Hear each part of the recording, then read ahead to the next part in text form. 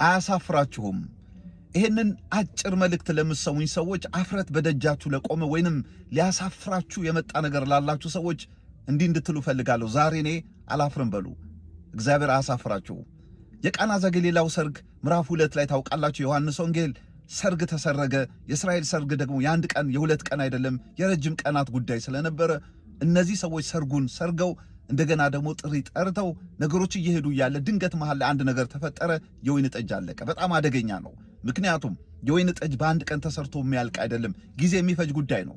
በአንድ ቀን ገበያ ሄዳችሁ የምትገዙት ጉዳይ ስላልሆነ ማለት ነው።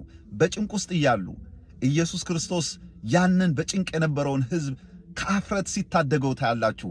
ባልተጠበቀ ሁኔታ በባዶ ማድጋ ላይ ውሃ ተጨምሮ መጨረሻ ላይ ያንን ውሃ እግዚአብሔር በተአምራቱና በድንቁ የወይን ጠጅ አድርጎ እንደቀየረውና ያ ሕዝብ ከአፍረት እንደዳነ እንደውም በፊት ከተሰራው የተሻለ ነገር በመካከላቸው እንደሆነ የእግዚአብሔር ቃል ይናገራል። ዛሬም አንዳንድ ጊዜ ታውቃላችሁ ነገሮቻችሁ ቀጥ ብለው እየሄዱ ያሉ ድንገት መሃል ላይ የሚፈጠር ሊያሳፍራችሁ የሚል ነገር አለ።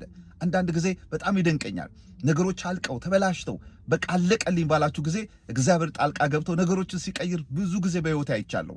ይሄን ለምትሰሙኝ መልእክት ምናልባት ነገራችሁ እየቀጠለ ያለ ድንገት መሃል ላይ የቆመባችሁ ወይንም ድንገት የሆነ የተበላሸባችሁ ነገር ያላችሁ ሰዎች ጠላት ደግሞ ሊያሳፍራችሁ ቀንና ሌሊት ለሚሰራ ሰው ይሄ መልእክት አለኝ።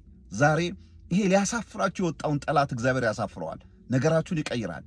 በሐዘን ፈንታ ደስታ ይሆናል። ያ የቃና ዘገሊላ ሰርግ ሊበላሽ ከነበረበት ነገር ጌታ እንደታደገው እንደገና ሰርጉ እንደቀጠለ እንዳለቀ ያማረ እንደሆነ ዛሬም ልታፍሩበት የመጣው ጉዳይ እንደገና እግዚአብሔር ቀጥሎ አሳምሮ የተሻለ ነገር ያደርጋል። አፍረታችሁን እግዚአብሔር ይቀይረዋል። መልካም ቀን ባይ